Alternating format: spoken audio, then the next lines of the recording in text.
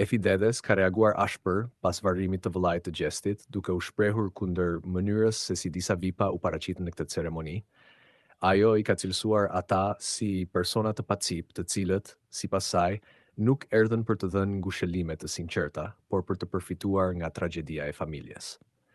Sipas Efit, kjo sjellje është jo vetëm e papranueshme, por edhe fyese për dhimbjen e atyre që po vuajnë humbjen e një njeriu të dashur.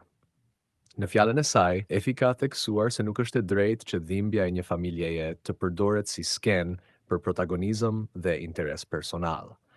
Ajo tha se disa prej figurave të njohura që u shfaqën aty nuk kishin asnjë lidhje të vërtetë me familjen, por u munduan ta kthenin këtë ngjarje tragjike në një mënyrë për të tërhequr vëmendje.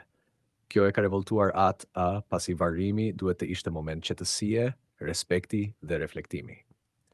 Sipas Efit, tragjedit nuk duhet të kthehen kur në shfaqje publike për imazh apo klikime.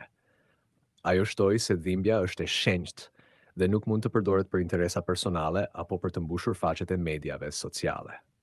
Ky mesazh i saj ka ngjallur debat të madh pasi shumë njerëz janë ndjerë të përfasuar nga fjalët e saj, ndërsa të tjerë e kanë quajtur tepër të ashpër reagimin.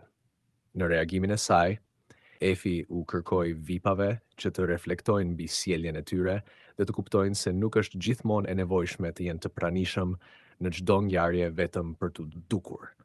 Sipas saj, në raste të tilla, më shumë vlen heshtja, respekti dhe përkujdesja e vërtetë, sesa një shfaqje e organizuar për imazh personal. Fjalët e saj kanë bërë jon të madhe në rrjetet sociale, ku shumë fansa i kanë dhënë të drejtë. Shumë prej tyre kanë theksuar se dhimbja e gjestit dhe familjes së tij duhet të respektohet e jo të përdoret si mjet për përfitime. Ky qëndrim i hapur i Efi Dedes e ka vendosur atë sërish në qendër të vëmendjes. Këtë herë si një zë kritik ndaj hipokrizisë dhe interesave të fshehura pas